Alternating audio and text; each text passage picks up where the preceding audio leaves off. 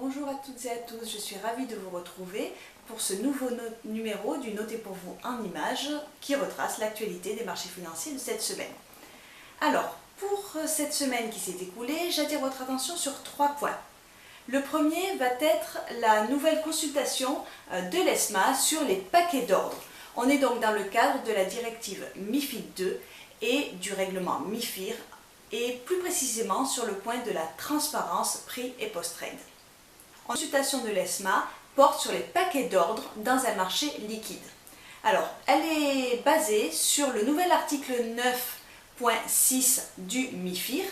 Vous savez, ou vous vous souvenez, que cette disposition n'est pas une disposition d'origine du règlement MiFIR, mais qu'elle a été ajoutée par le règlement européen du 23 juin 2016, donc tout récemment.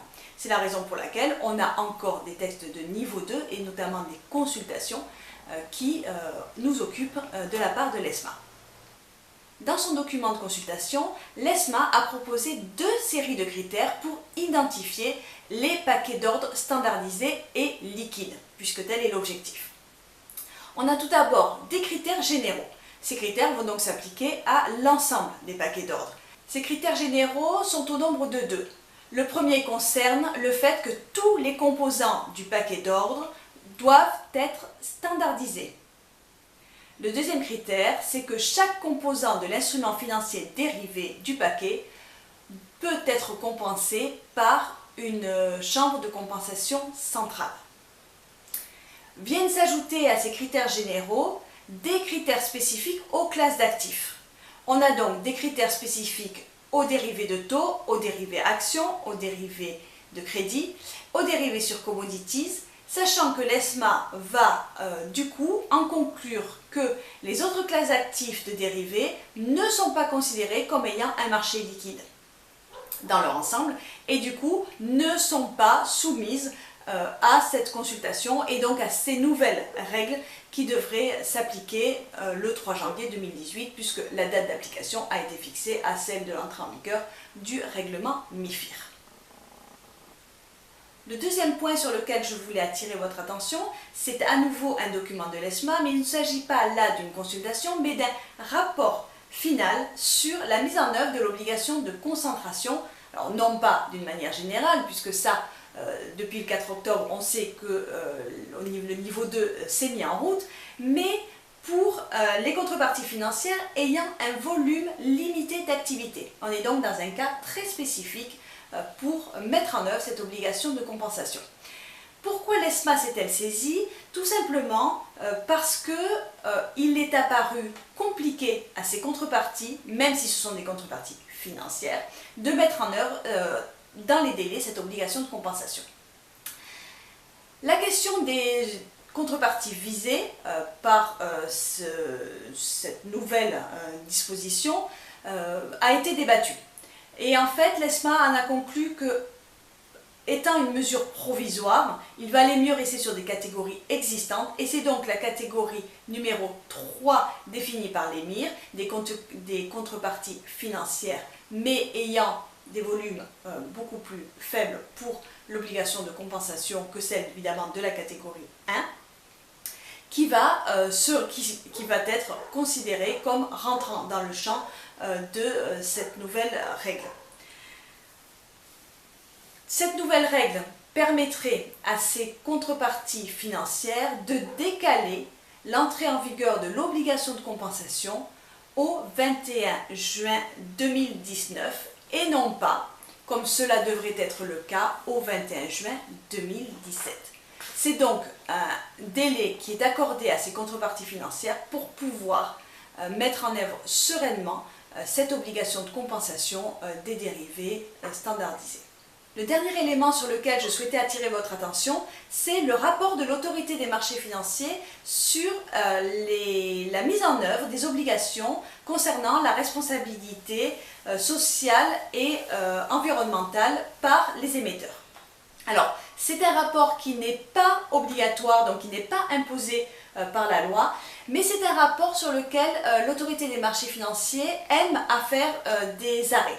Donc il y avait eu déjà un rapport en 2010 au moment des votes de la loi Grenelle 2 et également en 2013 pour pouvoir évaluer cette mise en œuvre de ces obligations prônées par la loi Grenelle 2. Aujourd'hui, on est donc avec un peu de recul sur ces nouvelles obligations, mais on est quand même dans une époque charnière puisque dès le 1er janvier 2017, les émetteurs seront soumis aux nouvelles obligations qui sont imposées par la loi sur la transition énergétique. Quels sont les éléments clés qu'on peut retirer de ce rapport? D'abord, on sent et on voit, de par les analyses et les statistiques, une plus grande importance accordée à la responsabilité sociale et environnementale par les émetteurs, ne serait-ce que par le nombre moyen de pages accordées au sujet. On constatera également que c'est un élément qui figure de plus en plus dans les facteurs de risque des prospectus, des titres qui sont émis par les émetteurs. Un autre élément important, c'est que l'AMF a choisi de reconduire ou d'actualiser les 9 recommandations qu'elle avait formulées en 2013. On est donc dans une période vraiment de continuité avec une mise à jour de ces recommandations, mais absolument pas de suppression, ce qui veut dire que les recommandations sont toujours d'actualité. Il est important de noter, malgré le fait qu'on soit dans une période charnière, que l'AMF a choisi de formuler 4 nouvelles recommandations. Alors, parmi ces nouvelles recommandations, les plus importantes à mon avis concernent tout ce qui est lié à l'interrogation que doit se poser l'émetteur sur la pertinence de l'information extra-financière qu'il mentionne. L'essentiel étant de ne pas mentionner une information extra-financière pour dire « j'ai mentionné de l'information qui est qualifiée RSE ».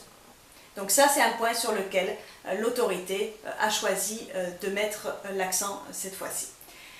Le deuxième point, c'est l'articulation entre l'information financière et l'information extra-financière pour que l'investisseur puisse réellement voir le lien mais également les différences entre cette information financière classique d'une part et l'information extra-financière qui peut aussi être un moteur dans la décision d'investir d'un investisseur.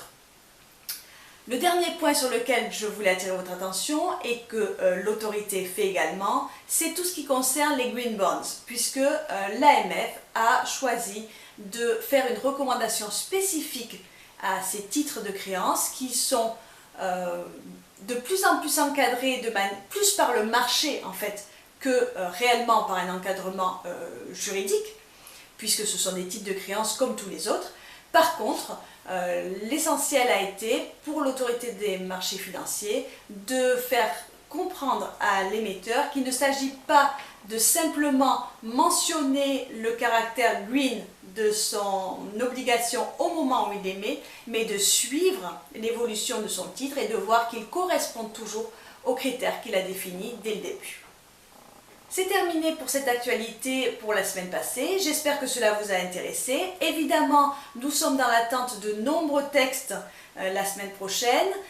Vous le savez certainement, pour la loi Sapin 2, elle a été votée, comme je vous le disais la semaine dernière, mais le Conseil constitutionnel a été saisi et donc il va falloir attendre la décision du Conseil pour avoir une publication de la loi et enfin une entrée en vigueur des dispositions qui nous intéressent.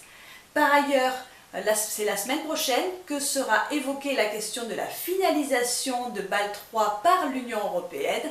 Vous savez que c'est un sujet assez sensible puisque l'essentiel a été de voir si la Commission européenne choisissait de prendre les travaux en cours du comité de Bâle qui considère lui que c'est une actualisation de Bâle 3 et non pas un chemin qui irait vers Bâle 4. Donc tout ça, on l'attend au Parlement européen le 22 novembre. Voilà, donc c'est une semaine qui sera assez chargée la semaine prochaine au niveau des fonds propres, mais une semaine intéressante puisque ça fait partie en grande partie de nos activités. Je vous souhaite de passer un excellent week-end et puis je vous dis à la semaine prochaine.